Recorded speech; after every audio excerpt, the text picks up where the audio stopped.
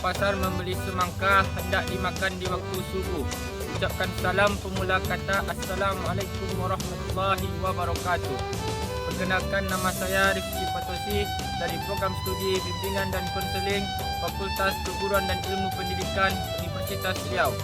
Pada kesempatan kali ini, saya akan menjelaskan materi tentang pengobatan tradisional atau ethnomedicine. Selamat menyaksikan. Kelompok masyarakat Melayu dalam perspektif antropologi meliputi mereka yang suka menghuni ditandai paling suka mengembara dan mendirikan koloni. Masyarakat Melayu memanfaatkan alam sekitar mereka sebagai alternatif pengobatan. Oleh karena itu, masyarakat Melayu menjaga, merawat, dan melestarikan tumbuh-tumbuhan yang dijadikan sebagai obat di sekitar mereka. Pengobatan tradisional Melayu merupakan cara pengobatan yang berkaitan erat dengan kebudayaan dan suku bangsa Melayu.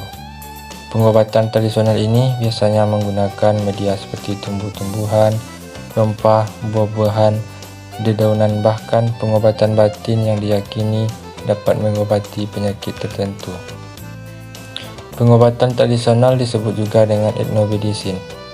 Secara ilmiah, ethnomedicine merupakan cabang ilmu mengenai persepsi dan konsepsi masyarakat lokal dalam memahami kesehatan atau studi yang mempelajari sistem medis etnis tradisional.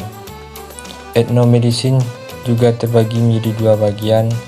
Yang pertama, personalistik, merupakan penyakit di luar medis atau yang disebabkan oleh adanya gangguan dari makhluk halus menurut kepercayaan masyarakat lokal. Yang kedua yaitu naturalistik, merupakan penyakit yang disebabkan kurangnya daya imun di dalam tubuh yang disebabkan dari faktor diri sendiri. Pengobatan tradisional dilakukan dengan menggunakan bahan yang dibagi menjadi dua jenis, yaitu bahan tanaman atau lebih dikenal dengan herbal medicine, dan bahan binatang yang dikenal dengan istilah animal medicine. Berdasarkan jenis penyakitnya, kecenderungan menggunakan tumbuh-tumbuhan, rempah-rempah sebagai media pengobatan tradisional menjadi hal yang dominan.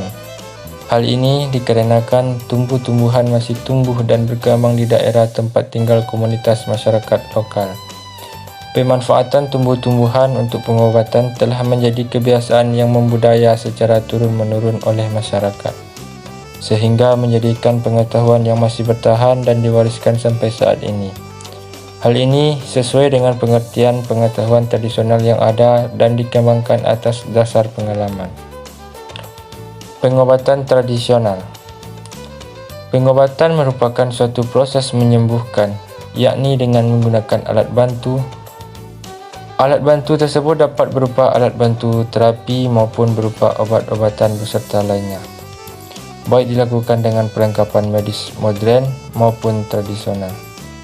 Terdapat dua jenis pengobatan tradisional menurut WHO, yaitu yang pertama, pengobatan dengan cara-cara bersifat spiritual, yakni yang terkait dengan hal-hal gaib. Dan yang kedua yaitu pengobatan dengan menggunakan obat-obatan, yakni jamu atau obat herbal lainnya.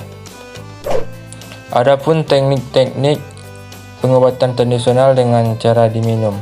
Yang pertama, jeruk nipis. Jeruk nipis ini digunakan sebagai obat herbal alami yang berkhasiat sebagai obat batuk, meningkatkan pencernaan dan lain-lain. Adapun cara pengolahannya yaitu dapat diminum. Yang kedua, jahe. Jahe ini digunakan untuk obat batuk, demam, sakit kepala, nyeri sakit gigi, meningkatkan daya tahan tubuh dan lain-lain. Yang ketiga, daun sirih. Daun sirih memiliki khasiat sebagai mengatasi diare, kencing manis, penyakit jantung, asam urat dan lain-lain. Yang keempat, kunyit. Kunyit memiliki khasiat untuk mengobati MA, meredakan peradangan, mengobati perut kembung, nyeri haid, mengatasi sembelit dan diare. Yang kelima, air daun pepaya. Air daun pepaya memiliki khasiat untuk obat demam berdarah, melancarkan pencernaan, dan mengatasi malaria. Sekian materi dari saya. Terima kasih atas perhatiannya. Mohon maaf atas kesalahannya. Assalamualaikum warahmatullahi wabarakatuh.